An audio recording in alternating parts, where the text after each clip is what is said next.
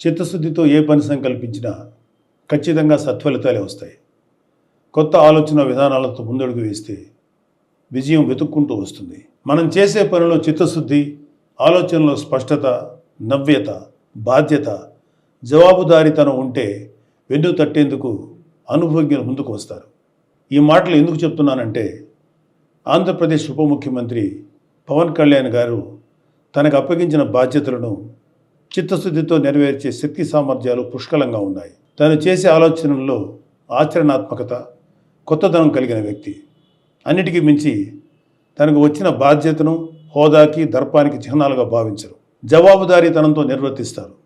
అందుకే గౌరవ ప్రధానమంత్రి శ్రీ నరేంద్ర మోడీ గారి నాయకత్వంలోని కేంద్ర ప్రభుత్వం గత 100 రోజుల్లో ఆంధ్రప్రదేశ్ రాష్ట్ర పంచాయతీరాజ్ గ్రామీణాభివృద్ధి శాఖకు ఇతోధికంగా ప్రోత్సాహిస్తూ నిధులు విడుదల చేస్తుంది. గౌరవ ముఖ్యమంత్రి శ్రీ చంద్రబాబు నాయుడు గారి అనుభవం, గౌరవ ఉప ముఖ్యమంత్రి గారి చిత్తశుద్ధి, జవాబుదారీతనం కలబోసిన ఆంధ్రప్రదేశ్ ప్రభుత్వం పాలనపై కేంద్రానికి విశ్వాసం కలిగింది. ఈ రాష్ట్ర అధికార పీఠం నుంచి ప్రజలచే నెట్టివేయబడిన జగన్ రెడ్డి అధికారంలో ఉన్నప్పుడు కేంద్రం ఇచ్చిన వేల కోట్ల నిధులు మాయం చేశారు. ఆ నిధులు ఏం చేశారో తాడేపల్లి ప్యాలెస్ టు బెంగళూరు బంగ్లాకు టూర్స్ వేస్తున్న వ్యక్తికే తెలియాలి. అందుకే గత ఆర్థిక సంవత్సరంలో కేంద్రం ఆంధ్రప్రదేశ్ పంచాయతీరాజ్ శాఖకి తగినన్ని నిధులు 15వ ఆర్థిక సంఘం నిధులు ఇవ్వలేదు. పాలకులు మారారు. శ్రీ పవన్ కళ్యాణ్ గారు పంచాయతీరాజ్ గ్రామీణాభివృద్ధి శాఖల బాధ్యతలు చేపట్టారు. ప్రతి విభాగంపై అవగాహన పెంచుకున్నారు. నిధులు తీసుకురావటమే కాదు, ఏ విధంగా ఎంత జవాబుదారీతనంతో ఎంత ప్రజా ప్రయోజనకరంగా ఖర్చు చేస్తామో చెప్పాలని సంకల్పించుకున్నారు. అందుకు అనుగుణంగా తన శాఖలోని అధికారులను, ఉద్యోగులను సన్నద్ధం చేసుకున్నారు. కాబట్టి ఉపాధి హామీ పథకానికి ఈ ఆర్థిక సంవత్సరంలో 4,500 కోట్ల నిధులు మంజూరు చేసింది. ఉపాధి హామీ పని దినాలు పెంచింది. ఈ నిధులతో 66,20,000 మందికి ఉపాధి లభిస్తుంది. ఈ పనుల వల్ల 42 లక్షల పేద కుటుంబాలకు పని లభిస్తుంది. 4,500 కోట్ల విలువైన ప్రజల అవసరాలు తీర్చగలిగే పనులు చేసుకోగలం.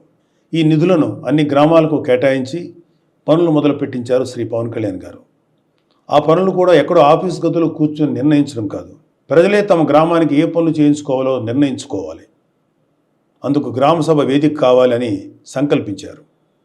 రాష్ట్రంలో 13,326 పంచాయతీల్లో ఒకే రోజు గ్రామసభలు నిర్వహించేలా ప్రణాళిక రూపొందించి అమలు చేసి విజయవంతం చేశారు. గ్రామసభ ద్వారా తీసుకున్న నిర్ణయాలకు ఒక పవిత్రత వస్తుంది. ఆ నిర్ణయానికి తిరుగుండదు. అదేవిధంగా గ్రామసభ తీర్మానంలో లేని పనులు ఏవీ చేయలేరు. స్థానిక ప్రభుత్వమైన పంచాయతీలకు మహర్దశ తీసుకొచ్చేలాగా గ్రామసభలు నిర్వహించారు. ముఖ్యమంత్రి గారు, మంత్రులు, ఎమ్మెల్యేలు, ఎమ్మెల్సీలు, ఎంపీలు, కలెక్టర్ నుంచి ఎంపీడీఓల వరకు అందరూ గ్రామసభలో కూర్చొని ప్రజల నిర్ణయాలు నమోదు చేసుకున్నారు. యావత్ దేశం ఈ గ్రామసభలను పరిశీలించి ఒక మోడల్గా తీసుకుంది. కేంద్ర పంచాయతీరాజ్ గ్రామీణాభివృద్ధి శాఖ ఆ రోజునే సానుకూలంగా స్పందించింది. ఈ స్ఫూర్తితో అక్టోబర్ 2వ తేదీన దేశమంతా గ్రామసభలు చేపట్టాలనే ఆలోచనలో కేంద్ర ప్రభుత్వం ఉంది. ఆంధ్రప్రదేశ్లో నిర్వహించిన గ్రామసభలు ప్రపంచ రికార్డు సృష్టించాయి. రికార్డు పత్రాన్ని వరల్డ్ రికార్డ్స్ యూనియన్ ప్రతినిధి నుంచి ఇటీవలే శ్రీ పవన్ కళ్యాణ్ గారు స్వీకరించారు. ఉపాధి హామీ నిధులే కాదు, 15వ ఆర్థిక సంఘం నుంచి కూడా నిధులు సాధించారు.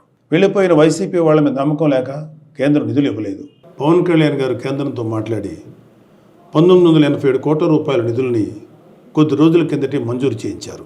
ఉపాధి హామీ నిధులు 4,500 కోట్లు కావచ్చు, ఆర్థిక సంఘం నుంచి సుమారు 987 కోట్లు కావచ్చు, కేంద్రం నుంచి సాధించింది ఆంధ్రప్రదేశ్ పంచాయతీరాజ్ శాఖ. అది పాలన చేపట్టిన 100 రోజుల్లోపు. 100 రోజుల్లోపు నిధులు సాధించడమే కాదు, వాటి వినియోగానికి ప్రణాళికలు రూపొందించి అమలు చేయడం విశేషం. అది ఒక నాయకుడు చిత్తశుద్ధి, జవాబుదారీతనం తాలూకు ఫలితం. ఖచ్చితంగా ఆంధ్రప్రదేశ్లోని పల్లె పల్లెలకు మంచి రోజులు వచ్చాయి. స్వర్ణ పంచాయతీలు అనే కూటమి ప్రభుత్వం లక్ష్యం ఖచ్చితంగా సాధిస్తాం. నమస్తే. హిట్ టీవీ యాప్ ని డౌన్లోడ్ చేసుకోండి. ఇందులో short news, live news, entertainment movies అన్ని అవైలబుల్ గా ఉన్నాయి. Please download hit TV app. Hit TV app ని ఫ్రీగా డౌన్లోడ్ చేసుకోండి.